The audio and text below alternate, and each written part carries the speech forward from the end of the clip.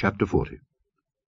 And the Lord spake unto Moses, saying, On the 1st day of the 1st month shalt thou set up the tabernacle of the tent of the congregation, and thou shalt put therein the ark of the testimony, and cover the ark with the veil. And thou shalt bring in the table, and set in order the things that are to be set in order upon it, and thou shalt bring in the candlestick, and light the lamps thereof. And thou shalt set the altar of gold for the incense before the ark of the testimony, and put the hanging of the door to the tabernacle. And thou shalt set the altar of the burnt offering before the door of the tabernacle of the tent of the congregation.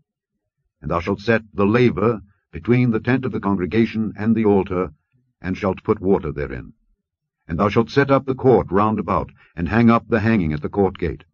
And thou shalt take the anointing oil, and anoint the tabernacle, and all that is therein, and shalt hallow it, and all the vessels thereof, and it shall be holy. And thou shalt anoint the altar of the burnt offering, and all his vessels, and sanctify the altar, and it shall be an altar most holy. And thou shalt anoint the laver and his foot, and sanctify it. And thou shalt bring Aaron and his sons unto the door of the tabernacle of the congregation, and wash them with water. And thou shalt put upon Aaron the holy garments, and anoint him, and sanctify him, that he may minister unto me in the priest's office. And thou shalt bring his sons, and clothe them with coats.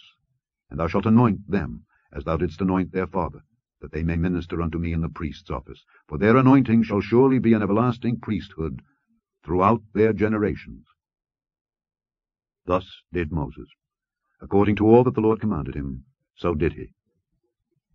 And it came to pass in the 1st month, in the 2nd year, on the 1st day of the month, that the tabernacle was reared up.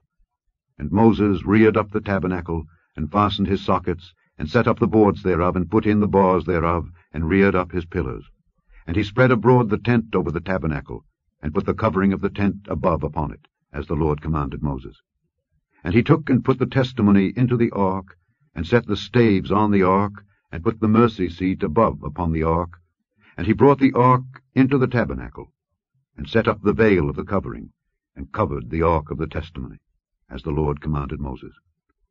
And he put the table in the tent of the congregation upon the side of the tabernacle northward, without the veil. And he set the bread in order upon it before the Lord, as the Lord had commanded Moses. And he put the candlestick in the tent of the congregation over against the table on the side of the tabernacle southward. And he lighted the lamps before the Lord, as the Lord commanded Moses. And he put the golden altar in the tent of the congregation before the veil.